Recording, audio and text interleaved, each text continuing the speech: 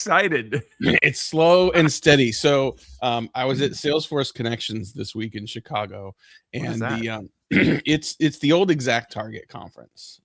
So they bought Exact Target years ago, and they kept the conference, and this is sort of like their marketer conference. And I'd say it was about 30% B2C marketers and 70% B2C marketers and 30% B2B. Oh, weird. And that was Chicago this week? It was in Chicago. So it was an example that I was walking by. ANA was also in Chicago this week. I saw that. I saw that after I left. I was walking by. I was walking through the show floor, and the breakouts were all like in the main convention hall, and they just had those things where you could put the headphones on, so they could have them all over the place, and they weren't making a lot of noise. But I walked by one, and it talked about field marketing. I'm like, oh, I've got a minute. I might go in and listen to the field marketing. In B2B, we think about field marketing as like events and dinners and activations, right? Yeah. This was like consumer field marketing, meaning like here's the HVAC service schedule for the day. We're going to extrapolate which of these have the best upsell opportunities, so your technicians can upsell in the right place to the right person, which is interesting, but not what I was looking for. Right. Which just goes to show you there's a marketer for everything. Right? There is. But I brought that up because I mentioned right before we were coming on that we got a couple unsolicited subscribers to our new Substack this week, which I was excited about because it brings us up to 2. Yeah. It brings us up. It actually brings us up to about almost close to 100 at this point. Wait, what? Are you serious? I'm serious, and it reminded me. That feels like the burden of responsibility. I'm not sure I like that. No, I got you. I got to take care of it. But the Wednesday afternoon, keynote at Connections was Martha Stewart.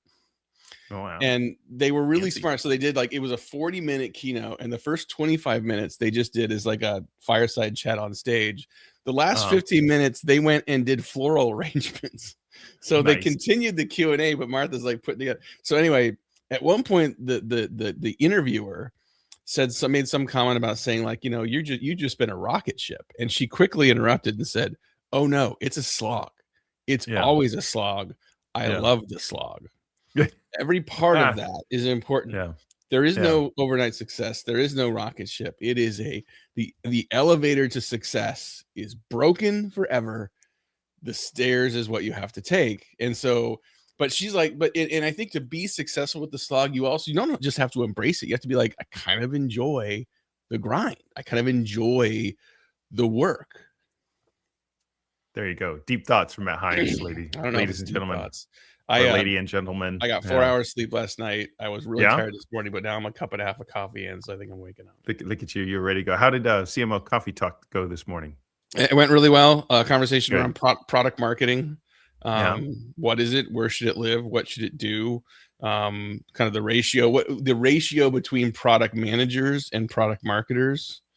What's the right ratio in a growing organization? It was fascinating. Does product marketing just come down to how can we spend more time telling the world about who we are and what we do? Is that if you do it poorly, sure. But I think I did a post earlier this week again on Substack about product centric messaging versus problem centric messaging, and my argument is like there's tons of evidence that the more you talk about the problem, the more successful you are. So I said like what companies do that well. So I took the GeekWire drill versus a hole, right? I don't need a drill, I need a hole, right? Yeah. So I took the GeekWire 200 list, which is GeekWire is sort of our Northwest tech startup online publication, and they rank the top 200 startups in the Northwest based on size, followers, whatever, right? So the bigger you are, the more successful you are, the more you're top. So I had Claude help me say, look at all of their hero copy, look at all of their above the whole homepage. And how often are they product centric versus problem centric? Yeah. And it was interesting. I mean, it found that the earlier stage of the company, more likely they were product centric. The younger they were, the more likely they were product centric. But even those that were older tend to still be pretty mixed between both. And so I thought it was interesting to see that like the earlier stage companies that are likely still focused on an early adopter audience that probably are still founder led, that probably don't have a mature product marketing function, still like to talk about themselves. So there's a causality question here, of course, but which is which is like, well, does the more successful companies tended to be more problem centric? Is that because they were more problem centric, or because is it vice versa? But I thought it was an interesting exercise. And just a reminder that, I mean, even in our set conversation this morning, like, it's so people just want to talk about themselves. Like, CMO saying, like, we just launched 24 features. We can't talk about 24 features in the launch. But the person who built feature 22 is pissed that it's not in the press release, and also wants to brand it, wants to create a brand name for their feature, right?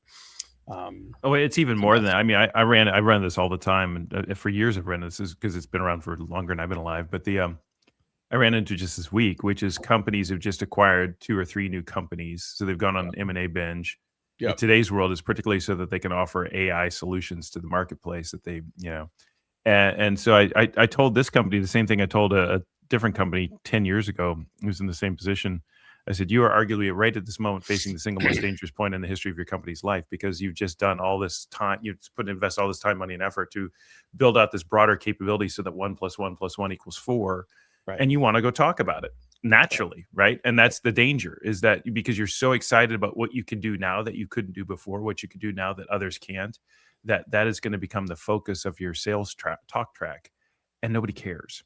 You know what I mean? And so but here, let me ask you this, because this is actually, I think I find this really interesting. So don't talk about the drill, talk about the hole. Don't talk about the problem, talk about the, no, don't talk about the product, talk about the problem.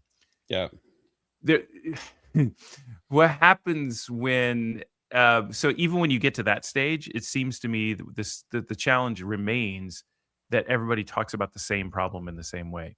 So even though you're all talking about the problem, not the product, you're still undifferentiated, right? Right. You got to fix hole. that No, too. we're a hole maker. We're a hole maker. Whatever. And then someone comes along and says, we help you build your dreams, right? It's like all of a sudden they are. Well. I know, and that's and that kind of becomes cliche. But the point is, but the flip side, by the way, just because it's the world I'm in right now, Matt, is the other option, or a different option, is to teach the world that they have a problem that they didn't know they fully appreciated. We did this with Challenger, and I'm doing it now with frame making. And I'll tell you, I'll talk about slog. It's a pain in the butt, because it's really hard.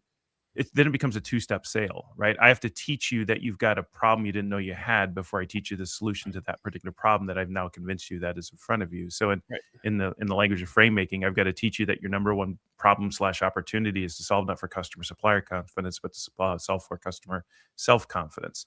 And unless I can get you onto that road, that's my hole. But it's not a hole; it's a different, right? You know what I mean? It's like a totally different sort of problem. But when you put it in this 2-step method, it slows everything down. And nobody has time for slow, right? So it's like, so then what happens is you go back, well, let me tell you more about my product. And you wind up in this get back, right? Yeah. Anyway, it's super interesting.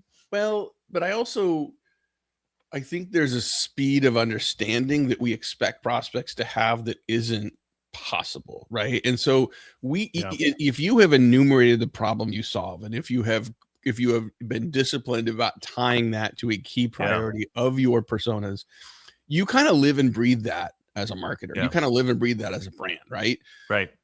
But the target you're talking to at 11:30 today, that's in between meetings, that hasn't been thinking about this before, like, their brain's not going to go from unaware to committed to change in 25 minutes. Right. So there's value in a couple things. One, repetition. Bringing that problem in that time point over and over again, but also over and over, and it takes time. Hold on a second. Keep going. I'm sorry. Bye, buddy. Have a good day. Oh, Friday. Is this the last week or is next week? No. We go to, like civilized people here, Brent. We don't go back to school till after Labor Day, which means that's so much nicer. Keep going for another couple weeks here in June. So my daughter's got one more week, and then she starts in the middle of August. It's like the sun. It's like, what happened to summer? That's dumb. Yeah, totally. So back to my point. We want to be able to, like, send a nurture email or have a 25-minute meeting and move to the next step. I think our prospects need 2 things. One, they need repetition. Like, this is why you see the ad 1,000 times, because it takes a while for it to actually, like, register in your brain. 2, we need marination. Like, I need time for my brain to chew the mental cud of whatever you just gave me, so that I can, like, is that a bad analogy? That's, now that came out, I think that's a really bad analogy. Yeah, I'm okay with it. But I was thinking, I was just thinking, like, how many times do I have to walk past, like, the dishes I left on the nightstand before I finally take them downstairs? Or how many times do I walk past the broken window? Not the broken window. I don't have a broken window, but you know what I mean? Like the thing that you like, it takes a certain amount of repetition, because usually when you see that, they're like picking up your, I don't know, folding your laundry, all those old tasks in your life. Yeah. You walk by them 10 times, because at any given moment when you see it, you think, yeah, but I'm in the middle of doing something else, right? I've got to, right. And so, but at some point, you get so tired of reminding yourself of the thing you got to do that it just becomes annoying as heck. And so then you go do it. It's like an irritant. I don't know if this is an accurate analogy, but but certainly I buy into your repetition point, particularly if you're going to teach customers something new, and it just takes time, and nobody's got patience. That's the well. And you said, by the way, the other thing, we don't have patience. Yeah, but we don't. But you can't change the laws of physics of how your prospect's going to attract. No, I get it, but like artists. So with deep respect, your point is like, well, you need to put buyers first. Two things. One, if I put buyers first, like, well, they don't have time for me right now, so I'll do it different. I'll do. It's like they never have time for you. So so that's problem one. Problem two is if you put buyers first and they're wrong, which is where I live, right? It's like, if I put buyers first, I wouldn't have never written frame making. I wouldn't go and try and do these things. It's like I have to kind of get ahead of where buyers are and think about what they need that they haven't fully thought of. Maybe that's buyers first. I think that's maybe. The same thing. Yeah. But it goes, I wrote a post yesterday. I'm like, be valuable. What does valuable mean? It's like, what does buyers first mean? It's like these things, we say all these things that sound really great, but then you start to practice them and you realize, I don't know what that actually means. Like, so because they have, what does first mean? What is a buyer? It's like, it's anyway, I spend a lot of time thinking about this kind of stuff. That's why I never sell anything. Of course you do. Yeah, no, but I think when the whole frame. So one of my sessions this week in Chicago was around sort of rethinking sort of, the buying journey. And one of the things I impressed upon people is I said, like, I am starting to see a shift in how people describe what we previously called a sales process. And now more companies are describing it as a buying process, right? Yeah. And that shift is really, really valuable, because now instead of us thinking like, well, how are we going to sell this?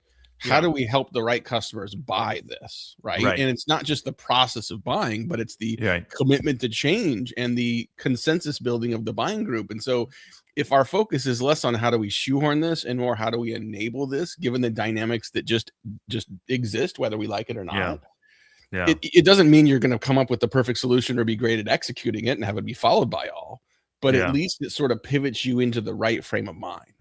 Totally. And but I kind of figured that's what you meant. So I wasn't trying to pick a fight with you, I promise. But I do find, but not really. But the language is exactly the same language, Matt, that you just suggested, which is we need to. It's not a sales process; it's a buying process. I mean, the first time I heard that, I think was 2012, maybe. I said it on Vegas stage at our conference in 2013. I've got a whole keynote around it. Mm-hmm. The thing that I think is fascinating, though, is like, okay, which is implicit in your point, but I think it is not implicit in a lot of other people's when they say that, right? Which is, okay, so we need to follow the customer's buying process. But what if the customers don't know what their buying process is? What if they don't actually have a buying process, right? So in other words, implicit, we need to sell the way customers buy. The implication is that customers actually have a way to buy, that they know how that works, that they know how to navigate. And I don't think any of those things are true for most companies. Yep. And so it's like, yes, and you know what I mean? It's like, yes, we need to sell the way they buy, and they don't know how to buy, and we need to teach them. Then we're closer into where I think reality is today. It is. I mean, just even for a small services company like ours, it's remarkable how often we go into a fairly large organization that you would think would have not necessarily a procurement department, but like some semblance of a purchasing process. Yeah. And it seems like it's like they're discovering it for the first time. Right. Totally. Yeah. And what's interesting to me, so this is the post I do, these weekly videos, right? And the one I did yesterday, I've been thinking about a lot, because it's the more I think about it, the more it's like, oh God, that's really true, isn't it? Because what happens with these videos, me, the way I work is I just turn on the camera. I have a rough sense of the kind of thing I want to talk about. I turn on the camera, we just see what happens. Yeah. And so oftentimes by the time I get done with these videos, it's like, oh, that's actually more interesting than I fully appreciate it. Because you literally, as you watch these videos, you're watching me explore the topic as I talk about it. Not that anyone watches them or cares, but the thing that I landed on yesterday was, one of the things we do in these situations is, particularly for those of us who truly want to help, is we'll show up and ask, how can I help? Right? What can I do to help? Is there anything I could do to make this, to smooth this out? Is there anything I could provide you? And I think from a customer's perspective, if they're not really sure how to navigate their own buying process in the first place, that question of how can I help isn't very helpful, right? So, Right. and by the way, since I posted, someone, there's a couple people have approached me, one on a comment, and others like, it's kind of like that time when I was really, really sick, or someone said when I had cancer, and everyone came out of the woodwork, and with the best of intentions, with a lot of love in their hearts, they said, "What can I do to help?" And it's like, I got cancer. I don't know how you can help. It's like, I don't know. So basically, so what happens in this world is that you think about sellers and buyers, is that if the customer doesn't know how you can help, then you've just become irrelevant, or even more potentially even annoying. So it's like, why don't you? I don't know, but let me get back to you. So it's like, so I see no need or reason to talk to you as a seller if you're asking me how you can help and I don't have an answer. It's like, so actually showing up not with a question of with good intentions of how I can help, but actually showing up with the actual help is the thing that. Anyway, by the way, out of that, I concluded that we as sales teams, Matt, we need to get together and make lists of who's bringing dinner to the customer when across the buying process. That's what I concluded of that. I mean, that works too, right? I mean, everyone's like, it didn't just my interest in free. That is the best joke ever, by the way. After when I graduated from college. So, do you ever have that thing where someone in your neighborhood, like a family crisis, or they get sick or something, and so the whole neighborhood comes together and decides who's going to bring them dinner on Tuesday and who's going to bring them dinner on Wednesday? Do you know what I'm talking about? Is this a thing? I am, but where my brain went on this to complain a little bit. That's what I think we should do in sales. I think sales teams should bring customers dinner during the buying process. So yesterday morning at the Salesforce Connections Conference, which is a professional conference, right? I'm sitting in it's the cafe, but also like the work area between sessions. Okay. And the intercom goes off, and some guy says, "You're running out of time to visit the campground floor and get enough stamps for your free plushie." And I'm listening to this, I'm going like, I'm 50 years old, and I'm looking around. There's a lot of younger people here, but is this where we've devolved, where we go to conferences and just chase plushies? Yes. Maybe that's just that's what I just said. As I heard that come out of my mouth, is I am one step closer to get off my lawn, is what I'm now hearing. No, it's the other way around. They weren't talking to the 50-year-olds. You're not 50, by the way, are you? I'll be 50 this year. Yeah. Oh my God, you're old. All right. Yeah. They were talking to the 40-year-olds. Yeah. Or younger. There's a lot of really young people. Why were they talking? Why were they talking? You've been there, Matt. Come on. Why were they talking to the 40-year-olds? Because they think plushies are still cool. No, because they have young children who are home alone without their daddy or mommy, and they've got to come back home, and they've got to give them something. You're so right. They've got to show up and say, "I missed you so much, but hey, I thought of you while I was gone. Look, I forgot about that quick, didn't I? Holy cow! You sure did. Yeah. I mean, I'll tell you, because I got on a plane once when Polaris is the business class of United, and I got the very first time I flew Polaris. This is back when, and it was the debut of Polaris. Somehow I got on the plane the day of the opening day of Polaris, and so every single Polaris seat had a stuffed teddy bear, Polaris branded on the seat. I think I took 3 of them. Yeah, I went around to empty seats and took them and put them in my bag, and I took them home and I presented them to my children, and they still have them. Dad brought me this bear. Yeah, so that's what's going on there. That's my take. I think that's brilliant. And hopefully that's what it is. I mean, there's another company, shout out Stencil. They've been around for a long time, and they've had one of the things that one of their shticks is their mascot is a sloth, and I could make.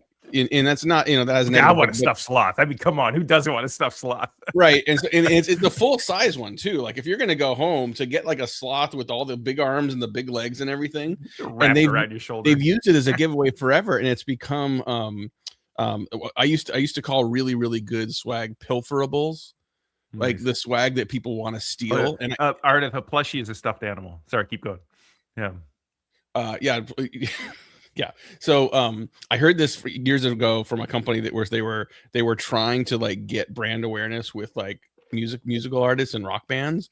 And so they would put things in the green room that was so good the bands would basically steal them, and they thought they were stealing it. But the whole point was we want you to take it and use it. Right. Yeah. And so I don't know, pilferables is maybe too fancy, but things people want to steal that you would love for them to have and remember because it's branded.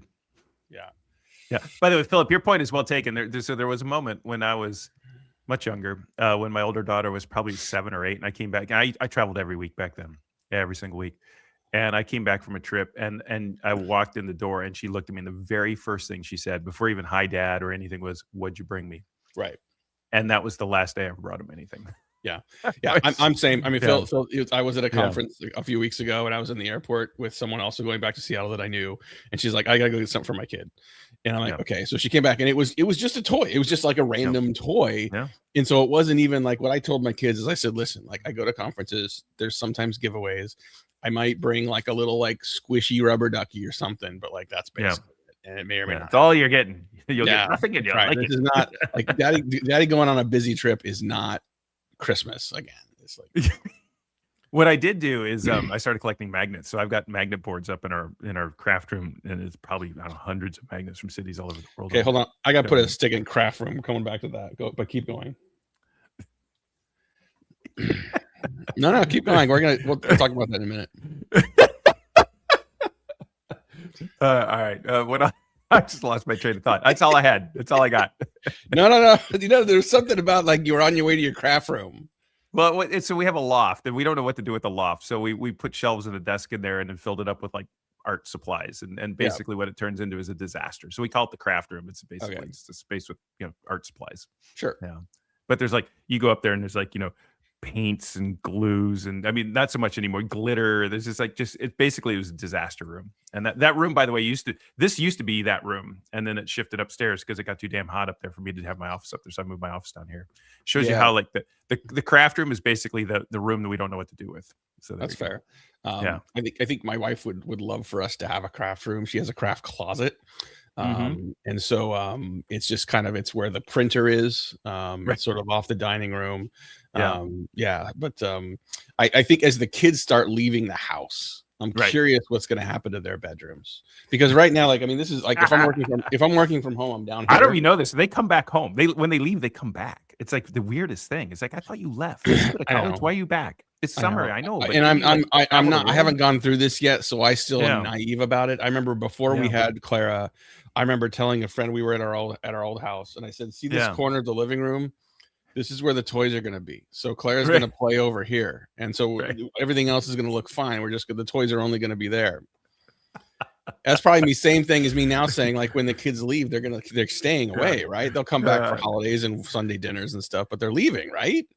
That's my ongoing joke with parents who have kids in their mid-20s. I look at them and say, so when they go to college, we're done, right? They just laugh at me. It's like, oh, you've no idea.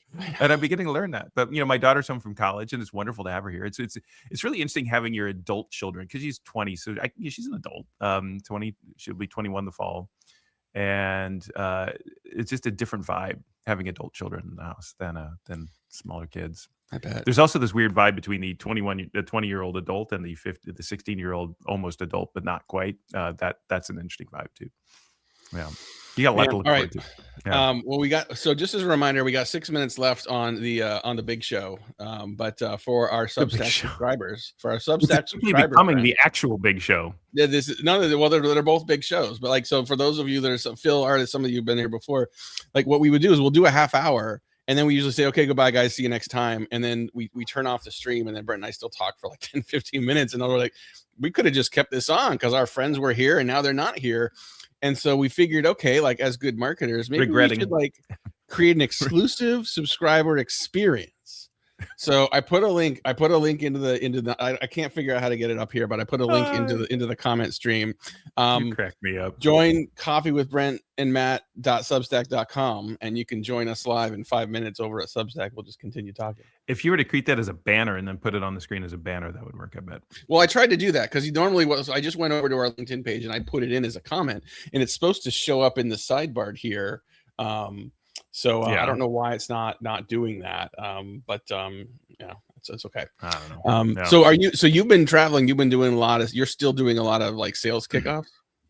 No, it's a series of workshops. So we're working with a big tech company to roll out multi-day frame making workshops. So they're key account teams around the world. So that's what's keeping us most busy right now. Is this why you were in San Diego? Yeah, and I'll be in London a couple of weeks in July, but for the next couple of weeks I'm off the road. But where did you eat in San Diego? This is important for San Diego. In-N-Out Burger, and and we were in La Jolla. There's a restaurant called, was it Bob's or Tom's or John's? Some pretty decent, well-known restaurant down on the coastline in downtown La Jolla. The fancy places in San Diego, Yeah. I don't know anything about. I'm Yeah. all about the taco trucks and the Mhm. stands. I would say if you're up that far north, which isn't that far north, right? La Jolla is still kind of like middle, but if you end up more in the sort of Encinitas, Del Mar area, look up a place called the Crack Shack. Okay. Nice. And they have one in Vegas now, but the original one is in Encinitas, and basically it's fried chicken sandwiches, right? So it's not like low calorie. Chick-fil-A. Yeah. No. It's Chick-fil-A, but like big. Got it. The first time I had fried chicken in a bun. The first time I had one, I had it for lunch, and I didn't eat till the next day. It was just like way too much, but they're so good. All right. Also, if you get a chance, there is a North County San Diego chain of taco shops called Roberto's. Yeah. And my wife, who grew up down there, introduced me to Roberto's, and it's good. just I wouldn't mind that so right good. now. There's nowhere to sit. There's some of them have picnic benches outside, but it's all just go and order. Yeah. And the rolled tacos are amazing. The surf and turf burritos are amazing. That sounds good. You know a place like there's a Japanese place up the road called Izumi, and you know it's good because you're one of the only English speakers up there. It's Kirkland, Washington, and like you're only, and so like you go to these surf shops, and like half the people like literally look like they just walked off the beach, like they're sandy feet, no shoes. Ordering their rolled tacos. It's good stuff. There you go. All right. I don't know if I don't get to San Diego very often. It had been the first time in probably 6-7 years easily. So yes, it's 2019 when I keynoted down there for the Gartner conference. Were you at that conference, the Gartner marketing conference where I keynoted? I think so. Yeah. The marketing conference is next week. Gartner Marketing Symposium in Denver. It's in Denver. Wow. Yeah. Cool. I'm not going. Are you going? No, you're not going. I'm going to Boston instead. What's in Boston? I got a Thursday lunch marketer meetup. So we got about 75 marketers coming to lunch at Eddie V's in Burlington. If you want to go, if you're a marketer in Boston. Wait, is this a Boston meetup like your Austin meetup? Is it the same idea? Like no, this is another company we work with. Shout out Activate, who has been doing these meetups periodically for the last few years, and so we do them. This is MEET, not MEA. No, this is not. This is not the CMO group. This is a separate thing. This is. We describe it as marketing therapy, because what we do is we just talk as a group about all the things that kind of drive us nuts about having to be B2B marketers. We talk about sales and marketing alignment. We talk about attribution. We talk about complexity. We talk about data silos. Try to solve the world's problems. And most of the time we do. Yeah, it's great. That's amazing. Awesome. All right. How do we get over to Substack? You have to remind me. You have a calendar invite and a link. So you have belt that and suspenders. I know. So we're gonna kill this one. We'll see you over on Substack in a minute. If you're in the LinkedIn right now, you have a link to get right into it. Otherwise, just coffee with Brent and Matt.substack.com. You'll go there. We're going live in just a couple minutes. Sounds see you guys complicated. All right. It's not. You literally just click off and then click on. You know what it sounds like you're doing? It sounds like you're creating friction. That's what it sounds like. I mean, it'd be easier just to keep this going, I guess, right? Right. Just keep going for 15 minutes. Maybe we just move to Substack completely. Oh, that got deep. But you're real big on having us streaming on YouTube, and right now we're streaming on YouTube, and I don't know if we can do that if we're on YouTube right now. Hey, YouTube, how's it going? YouTube. How you doing? Yeah, we have 0 viewers live on YouTube. I can see up here, but we're live on YouTube, and as you said, as soon as we're done, it's indexable. Everything we talked about today. If anyone's searching for like great taco shop in North County, San Diego, they're gonna find. Now they'll have an answer. They'll have to slog their way through a whole bunch of marketing crap first. They'll slog their way through buying journeys. Yeah. Right. I just want to know about tacos. Why buyer marination? No one searches for that, but they found the show. Yeah, it's great. It's great. All right. So what do I do? Do I close this window? And then I'm going to end this stream. We'll see you guys over in Substack. Bye. All right.